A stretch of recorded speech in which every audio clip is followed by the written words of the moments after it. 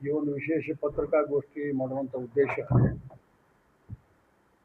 ತಮಗೆಲ್ಲ ಗೊತ್ತಿದ್ದಂತೆ ಭಾರತೀಯ ಜನತಾ ಪಾರ್ಟಿ ನಮ್ಮ ಪಕ್ಷವನ್ನು ಕರ್ನಾಟಕದಲ್ಲಿ ಅತ್ಯಂತ ವ್ಯವಸ್ಥಿತವಾಗಿ ಬೂತ್ ಮಟ್ಟದಲ್ಲಿ ರಾಜ್ಯಾದ್ಯಂತ ಪಕ್ಷವನ್ನು ಸಂಘಟನೆ ಮಾಡಿ ಭಾರತೀಯ ಜನತಾ ಪಾರ್ಟಿ ರಾಜ್ಯದಲ್ಲಿ ಅಧಿಕಾರಕ್ಕೆ ಬರುವ ಹಾಗೆ ಪ್ರಯತ್ನ ಮಾಡಿದಂಥ ಒಬ್ಬ ಧೀಮಂತ ನಾಯಕ ಸನ್ಮಾನ್ಯ BS ಯಡಿಯೂರಪ್ಪನವರು ತಮಗೆಲ್ಲ ಗೊತ್ತಿರುವಂಥ ವಿಷಯ. ಅವರು ಕಳೆದ 50 ವರ್ಷಗಳಿಂದ ತಮ್ಮ ಹೋರಾಟದ ಜೀವನದಲ್ಲಿ ಸಾಕಷ್ಟು ಸಂಘರ್ಷಗಳನ್ನು ಮಾಡಿ ರಾಜ್ಯದಲ್ಲಿ ಭಾರತೀಯ ಜನತಾ ಪಾರ್ಟಿಯನ್ನು ಗ್ರಾಮಾಂತರ ಭಾಗಕ್ಕೆ ಒಯ್ದಂಥ ಒಬ್ಬ ಶ್ರೇಷ್ಠ ನಾಯಕ. ಅವರ 50 ವರ್ಷದ ತಪಸ್ಸಿನ ಫಲ ಮತ್ತು ಅವರ ಪಕ್ಷಕ್ಕಾಗಿ ಮೀಸಲಿಟ್ಟು ಹೋರಾಟ ಮಾಡಿದಂಥ ಈ ಅವಕಾಶವನ್ನು ಸದುಪಯೋಗ ಮಾಡಿಕೊಂಡು ಸನ್ಮಾನ್ಯ BS ಯಡಿಯೂರಪ್ಪನವರಿಗೆ ರಾಜ್ಯದ ಜನತೆಯ ಪರವಾಗಿ ಪಕ್ಷದ ಕಾರ್ಯಕರ್ತರ ಪರವಾಗಿ ನಾಳೆ 9ನೇ ತಾರೀಕಂದು ಚಿತ್ರದುರ್ಗದಲ್ಲಿ ಒಂದು ಬೃಹತ್ ಪ್ರಮಾಣದ ಕಾರ್ಯಕರ್ತರ ಸಮಾವೇಶ ಮಾಡಿ ಅವರನ್ನು ಅಭಿನಂದನೆ ಮಾಡಲಾಗ್ತದೆ. ಆ ಒಂದು ಅಭಿನಂದನಾ ಸಮಾರಂಭಕ್ಕೆ ಬಹುಶಃ ರಾಜ್ಯದ ಮೂಲೆ ಮೂಲೆಯಿಂದ ಕಾರ್ಯಕರ್ತರು ಬರ್ತಾರೆ. ನೂರಾರಲ್ಲ ಬಹುಶಃ ಸಾವಿರಾರು ಮಠಾಧೀಶರು ಭಾಗವಹಿಸಿ ಸನ್ಮಾನ್ಯ ಯಡಿಯೂರಪ್ಪನವರಿಗೆ ಆಶೀರ್ವದಿಸಿ ಅವರು ರಾಜ್ಯಕ್ಕೆ, ಜನತೆಗೆ, ಬಡವರಿಗೆ, ರೈತರಿಗೆ ಮಾಡಿದಂಥ ಹೋರಾಟದ ಮೂಲಕ ಕೊಟ್ಟಿರುವಂಥ ಫಲಗಳನ್ನು ನೆನೆಸಿಕೊಂಡು ಅವ್ರನ್ನ ಹರಿಸುವಂಥ ಒಂದು ಕಾರ್ಯಕ್ರಮ ನಡೀತಾ ಇದೆ. ಈ ಸಂದರ್ಭದಲ್ಲಿ ನಾನು ಜಮಖಂಡಿಯ ಮಾಜಿ ಶಾಸಕನಾಗಿ ಈ ಅಖಂಡ ಜಿಲ್ಲೆ, ನಮ್ಮ ವಿಜಾಪುರ ಅಖಂಡ ಜಿಲ್ಲೆಯ ಹೆಚ್ಚು ಸಮಯ ಕೊಟ್ಟು ಕೆಲಸ ಮಾಡಿದಂಥ ಒಂದು ಕಾರ್ಯಕರ್ತರ ಟೀಮ್ ಇದೆ, ಒಂದು ಗುಂಪಿದೆ. ಸನ್ಮಾನ್ಯ ಯಡಿಯೂರಪ್ಪನವರು ಅವರ ಸ್ವಂತ ಜಿಲ್ಲೆ ಶಿವಮೊಗ್ಗ ಇದ್ದರೂ ಕೂಡ ವಿಜಾಪುರ ಅಖಂಡ ಜಿಲ್ಲೆಯಲ್ಲಿ ಮಾಡಿದಂಥ ಪ್ರವಾಸ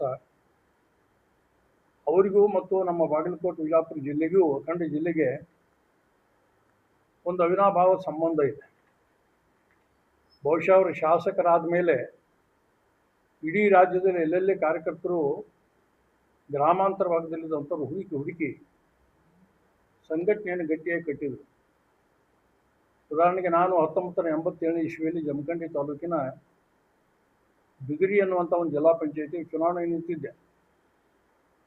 ಭಾರತೀಯ ಜನತಾ ಪಾರ್ಟಿ ಅಧಿಕೃತ ಅಭ್ಯರ್ಥಿ ಅಂತ ಆದರೂ ಕೂಡ ಸ್ವಲ್ಪ ಬಿ ಫಾರ್ಮ್ ದೋಷ ಇದ್ದಾಗ ನನಗೆ ಕಮಲ ಸಿಗಲಿಲ್ಲ. ಆದರೆ ಗುಲಾಬಿ ಹೂ ಇಟ್ಕೊಂಡು ನಾನು ಎಲೆಕ್ಷನ್ ಮಾಡಿದ್ದೆ. ಆದರೆ ಸಾರ್ವಜನಿಕರು ಭಾರತೀಯ ಜನತಾ ಪಾರ್ಟಿ ಅಂತ ನನ್ನ ಗುರುತಿಸ್ತಿದ್ರು.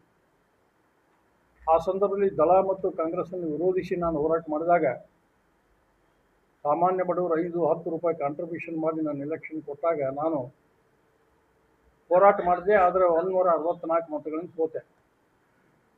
ಸನ್ಮಾನ್ಯ ಯಡಿಯೂರಪ್ಪನವರು ರಾಜ್ಯದ ಶಾಸಕರಾದವರು, ರಾಜ್ಯದ ಕಾರ್ಯದರ್ಶಿ ಇದ್ದವರು, ಈ ವಿಜಯಪುರ ಜಿಲ್ಲೆಯೊಳಗೆ ಅತ್ಯಂತ ಕಡಿಮೆ ಅಂತರದಲ್ಲಿ ಸೋತ ಕಾರ್ಯಕರ್ತ ಯಾರು ಅಂತೇಳಿ ವಿಜಯಪುರಕ್ಕೆ ಬಂದು ಡಾಕ್ಟರ್ ಮಹೇಂದ್ರ ಕರ್ ಮೂಲಕ ಮಲ್ಲಯ್ಯ ಮಠಪತಿ ಅನ್ನುವಂಥ ವಕೀಲರು ಕರ್ಕೊಂಡು ಜಮಖಂಡಿಗೆ ನಾನು ಫೋನ್ ಮಾಡಿ ಜಮಖಂಡಿಗೆ ಬಂದೆ.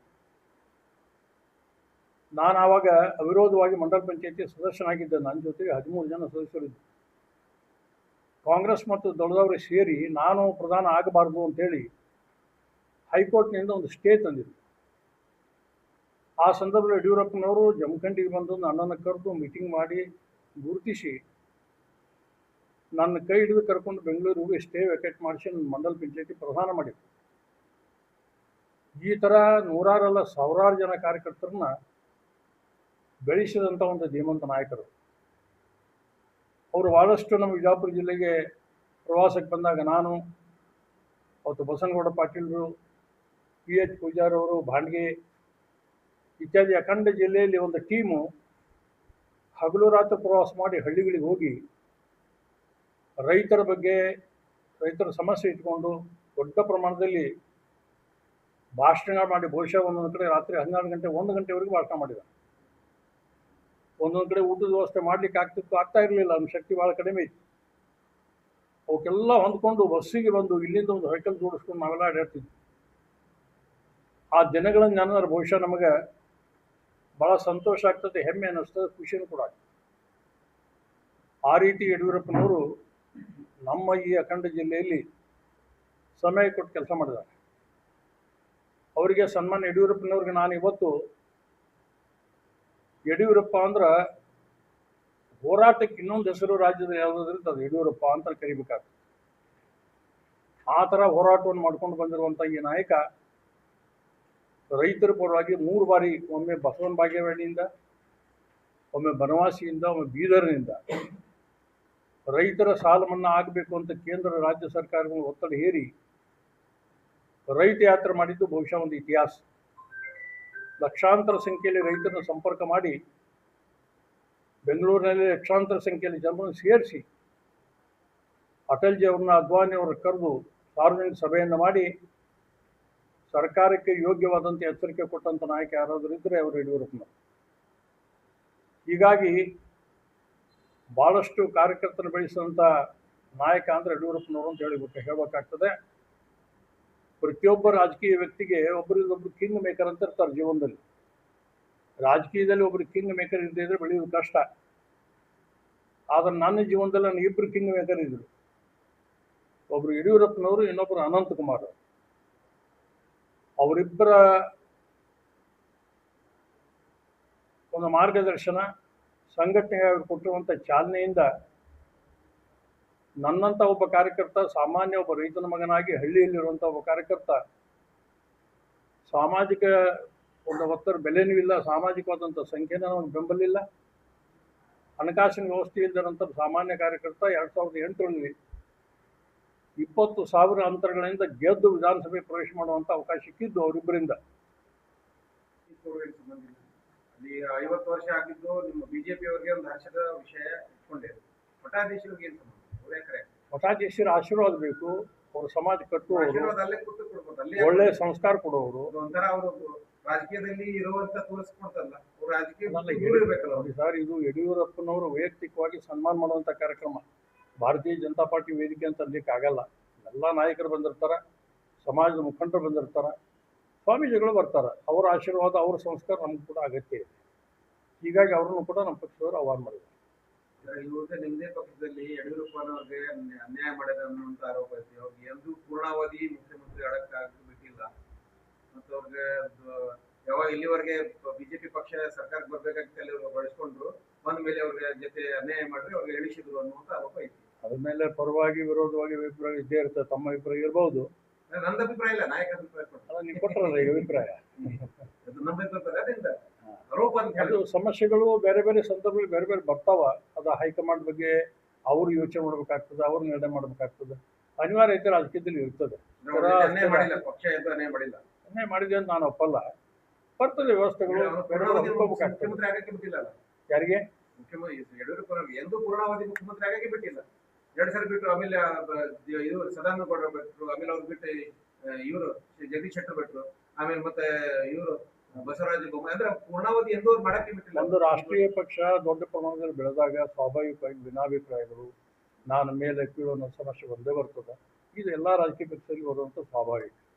ಹೀಗಾಗಿ ಅವರ ಒಪ್ಪಿಗೆ ಮೇಲೆ ಚರ್ಚೆಗಳನ್ನು ಮಾಡಿ ಪಕ್ಷದ ಹಿರಿಯರು ತಗೊಂಡಂಥ ತೀರ್ಮಾನ, ಆ ತೀರ್ಮಾನ ಪ್ರಕಾರ ಇರಬೇಕಾಗ್ತದೆ. ಇದೇನು ಪಕ್ಷಾತೀತ ಕಾರ್ಯಕ್ರಮ ಆಗುತ್ತೋ ಅಥವಾ ಭಾರತೀಯ ಜನತಾ ಪಾರ್ಟಿ ಬ್ಯಾನರ್? ಭಾರತೀಯ ಜನತಾ ಪಾರ್ಟಿ ಬ್ಯಾನರ್ ಇದ್ದೇ ಇರ್ತದೆ. ಬಟ್ ಪಕ್ಷಾತೀತವಾಗಿ ಸ್ವಾಮೀಜಿಗಳು, ಸಮಾಜ ಸುಧಾರಕರು ಯಾರು ನಮ್ಮ ವಿಚಾರವನ್ನು ಹೋಗ್ತಾರೆ, ಇವತ್ತು ಭಾಳ ದೊಡ್ಡ ಪಾರ್ಟಿ ನಮ್ಮದು, ನಮ್ಮ ವಿಚಾರಗಳು ದೇಶದ ಪರವಾಗಿವ, ಇವನ್ನ ಯಾರು ಬೆಂಬಲಿಸ್ತಾರಲ್ಲ ಬರ್ತಾರೆ. ಬೇರೆ ಪಕ್ಷದವ್ರಿಗೆ ಆಹ್ವಾನ ಕೊಟ್ಟು ಬರ್ಲಿಕ್ಕೆ ಆಗಲ್ಲ. ನಮ್ಮ ರೀತಿಯಲ್ಲಿ ಅವ್ರು ಬರಲ್ಲ. ಯಾರಿಗೆ ಯಡಿಯೂರಪ್ಪನ ವೈಯಕ್ತಿಕ ಅವ್ರ ಶ್ರದ್ಧೆ ಇದೆ, ಗೌರವ ಇದೆ ಅಂತ ಬರ್ಬೋದು. ಬಿಜಾಪುರ ಜಿಲ್ಲೆಯ ಎಲ್ಲ ಭಾರತೀಯ ಜನತಾ ಪಕ್ಷದ ಮುಖಂಡರ ಕರೆದ ಚರ್ಚೆ ಮಾಡಿದೆವು. ಅವರು ಕೂಡ ಇವತ್ತೆಲ್ಲ 8 ಮತಕ್ಷೇತ್ರದಲ್ಲಿ ಸಂಬಂಧಪಟ್ಟಂಥ ಪಕ್ಷದ ಮುಖಂಡರು ಇವತ್ತು ಅಲ್ಲಿ ಕೂಡ ಸಭೆಗಳನ್ನು ಮಾಡಿದ್ದಾರೆ. ಅದೇ ರೀತಿ ನಮ್ಮ ಬಿಜಾಪುರ ಜಿಲ್ಲೆಯ ಮಠಾಧೀಶರು ಕೂಡ ನಾವು ಆಹ್ವಾನ ಪತ್ರಿಕೆಯನ್ನು ಕೊಡ್ತಾ ಇದ್ದೀವಿ. ಒಟ್ಟಾಗಿ ನಾನು ಒಬ್ಬ ಜಿಲ್ಲಾ ಅಧ್ಯಕ್ಷನಾಗಿ ನಿಜವಾಗಿ ಕೂಡ ಹೆಮ್ಮೆ ಪಡಬೇಕು. ಏನಂದ್ರೆ ನಾವು ಪಕ್ಷದ ವ್ಯವಸ್ಥೆ ಒಳಗೆ ನಾವೆಲ್ಲ ಈ ರೀತಿ ಮೀಟಿಂಗನ್ನು ಮಾಡೋದು, ಅದೊಂದು ಅವೇರ್ನೆಸ್ ಕೊಡ್ತಕ್ಕಂಥ ಇರ್ಬೋದು, ಆ ಪೋಸ್ಟ್ ರಿಲೀಸ್ ಮಾಡ್ತಕ್ಕಂಥ ಎಲ್ಲ ಕೆಲಸಗಳನ್ನ ಮಾಡಿದ್ವಿ. ಆದರೆ ಯಡಿಯೂರಪ್ಪರ ಬಗ್ಗೆ ಎಷ್ಟು ಹೆಮ್ಮೆ ಅದ ಅಂದ್ರೆ ನಾವು ಜಿಲ್ಲಾಧ್ಯಕ್ಷನಾದಾಗ ನನಗೆ ಇವತ್ತು ಗೊತ್ತಾಗ್ಯದ, ನನಗೆ ಬರ್ತಕ್ಕಂಥ ಕರೆಗಳು ಇವತ್ತು ಸ್ವಯಂ ಪ್ರೇರಿತವಾಗಿ ನಾವು ಇವತ್ತು ಹೂವಿನಿಪ್ಪರಿಗೆ ಇರ್ಬೋದು, ಬಾಗೇವಾಡಿ ಇರ್ಬೋದು, ದೇವರಿಪ್ಪರಿಗೆ, ಈ ಥರ ಇಂಡಿ ಕಡೆ ಕೆಲವೊಂದು ಹಳ್ಳಿಗಳಿಂದ ಬಂದು ಈ ತೊರವಿಯಿಂದನೂ ಸಾಕಷ್ಟು ಫೋನ್ಗಳು ಬರ್ತಾ ಇದ್ದಾವೆ. ಸ್ವಯಂ ಪ್ರೇರಿತವಾಗಿ ನಾವು ವೆಹಿಕಲ್ ತೊಗೊಂಡು ಹೋಗ್ತಾ ಇದ್ದೀವಿ. ನಮಗೇನಾದರೂ ಪಾಸ್ ವ್ಯವಸ್ಥೆ ಇದೆಯಾ ಅಂತ ಅವ್ರೇನು ದುಡ್ಡು ಕೇಳ್ತಾ ಇಲ್ಲ, ನಮಗೇನು ಕೇಳ್ತಾ ಇಲ್ಲ. ನಮಗೆ ಪಾಸ್ ಕೊಡ್ರಿ ಅಂತಕ್ಕಂಥ ಒಂದು ಮಾತನ್ನು ಕೇಳಿದಾಗ ನಿಜವಾಗಿ ಕೂಡ ಬಿಜಾಪುರ ಜಿಲ್ಲೆಯ ಜಿಲ್ಲಾ ಅಧ್ಯಕ್ಷನಾಗಿ ಇವತ್ತು ಯಡಿಯೂರಪ್ಪರ ಬಗ್ಗೆ ಎಷ್ಟು ಹೆಮ್ಮೆ ಎಂದು ಹೇಳಿದ್ರು ಕಡಿಮೆನ. ಒಟ್ಟಾಗಿ ಈ ಕಾರ್ಯಕ್ರಮ ಭಾಳ ಯಶಸ್ವಿ ಆಗ್ತೈತಿ. ಬಿಜಾಪುರ ಜಿಲ್ಲೆಯಿಂದ ನಾವು ಏನು ಅಂದ್ಕೊಂಡಿವು, ನಮ್ದೇನು ಪ್ಲ್ಯಾನ್ ಅದ ಪಕ್ಷದ ಒಂದು ವ್ಯವಸ್ಥೆ ಒಳಗೆ ಯಾರು ಬರ್ಬೋದು ಅಂತಕ್ಕಂಥ ಏನು ನಮ್ಮ ನಿರೀಕ್ಷೆ ಅದ, ಆ ನಿರೀಕ್ಷೆ ಮೀರಿ ಸ್ವಪ್ರೇರಿತವಾಗಿನ ಸಾಕಷ್ಟು ಹಳ್ಳಿಗಳಿಂದ ಮೂಲೆಗಳಿಂದ ಬಿಜಾಪುರ ಜಿಲ್ಲೆ ಜನ ಹೋಗ್ತದ. ಆ ಕಾರ್ಯಕ್ರಮದಲ್ಲಿ ಭಾಗಿಯಾಗ್ತಾ ಅಂತಕ್ಕಂಥ ಹೆಮ್ಮೆಯಿಂದ ನಾವು ಇವಾಗ ಹೇಳಕ್ಕೆ ಒಂದು ವಿಶೇಷ ಅಂತಂದರೆ, ಯಾರು ಜನಸಂಘ ಕಾಲದಲ್ಲಿ ಭಾರತೀಯ ಜನಸಂಘದ ಕೆಲಸಗಳನ್ನು ಮಾಡ್ತಿದ್ರು, ಈ ಎರಡೂ ಜಿಲ್ಲೆಯಲ್ಲಿ ಅಷ್ಟೇ ಅಲ್ಲ ಇಡೀ ರಾಜ್ಯದಲ್ಲಿ ಕೆಲಸ ಮಾಡಿದಂಥ ಗೌರವಾನ್ವಿತ ಹಿರಿಯರನ್ನು ಒಂದು ಪಟ್ಟಿ ಮಾಡಿ, ಯಾರು ತುರ್ತು ಪರಿಸ್ಥಿತಿಯಲ್ಲಿ ಹೋರಾಟ ಮಾಡಿ ಜೈಲಿಗೆ ಹೋಗಿದ್ರು, ಯಾರು ಗೌರವಾನ್ವಿತವಾಗಿ ಕೆಲಸ ಮಾಡಿದಾರೋ, ಯಾರು ಸೀನಿಯರ್ ಮೋಸ್ಟ್ ಅಂತಿದ್ದಾರೆ, ಅವ್ರಿಗೆಲ್ಲ ವಿಶೇಷವಾದಂಥ ಆಹ್ವಾನ ಕೊಟ್ಟು ಅವ್ರಿಗೆ ಒಂದು ವೇದಿಕೆ ಅಂತ ಮಾಡಿ ಅಲ್ಲಿ ಕುಳಿತುಕೊಳ್ಳುವಂಥ, ಗೌರವದಿಂದ ಕುಳಿತುಕೊಳ್ಳುವಂಥ ಒಂದು ವ್ಯವಸ್ಥೆಯನ್ನು ಕೂಡ ಪಕ್ಷ ಮಾಡಿದೆ. ಕೇಂದ್ರದಿಂದ ರಾಷ್ಟ್ರೀಯ ಮಂತ್ರಿ ಯಾರು ಬರ್ತಾ ಇದ್ರು? ಅಮಿತ್ ಶಾ ಅವರು ಬರ್ತಾರೆ. ರಾಷ್ಟ್ರಾಧ್ಯಕ್ಷರು ನವೀನ್ ಅವರು. ಅಮಿತ್ ಅವ್ರ ಬಗ್ಗೆ ನನಗೆ ಗೊತ್ತಿಲ್ಲ. ಅಮಿತ್ ಶಾ ಅಂತ ನಿಶ್ಚಿತ ಬರ್ತಾರೆ.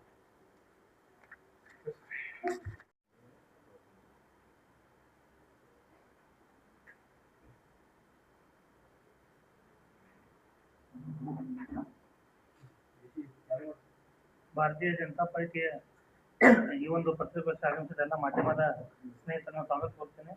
ಈ ಪತ್ರಿಕಾಗೋಷ್ಠಿಯಲ್ಲಿ ಭಾರತೀಯ ಜನತಾ ಪಾರ್ಟಿಯ ಜಿಲ್ಲಾಧ್ಯಕ್ಷರಾದ ಹುಲ್ಲಿಂಗಪ್ಪ ಅಂಗಡಿಯವರನ್ನ ನಾನು ಸ್ವಾಗತ ಕೊಡ್ತೇನೆ. ಅದೇ ರೀತಿ ನಮ್ಮ ಜಮಖಂಡಿ ಮತಕ್ಷೇತ್ರದ ಮಾಜಿ ಶಾಸಕರಾದ ಶ್ರೀಕಾಂತ್ ಕುಲಕರ್ಣಿ ಅವರನ್ನು ನಾನು ಸ್ವಾಗತ ಕೊಡ್ತೇನೆ. ಅದೇ ರೀತಿ ನಮ್ಮ ಜಿಲ್ಲೆಯ ಪ್ರಧಾನ ಕಾರ್ಯದರ್ಶಿಗಳಾದ ಹಿರಣ್ಣರಾವ್ ಅವರನ್ನು ಸ್ವಾಗತ. ಈಗಾಗಲೇ ಜಿಲ್ಲೆಯ ಎಲ್ಲ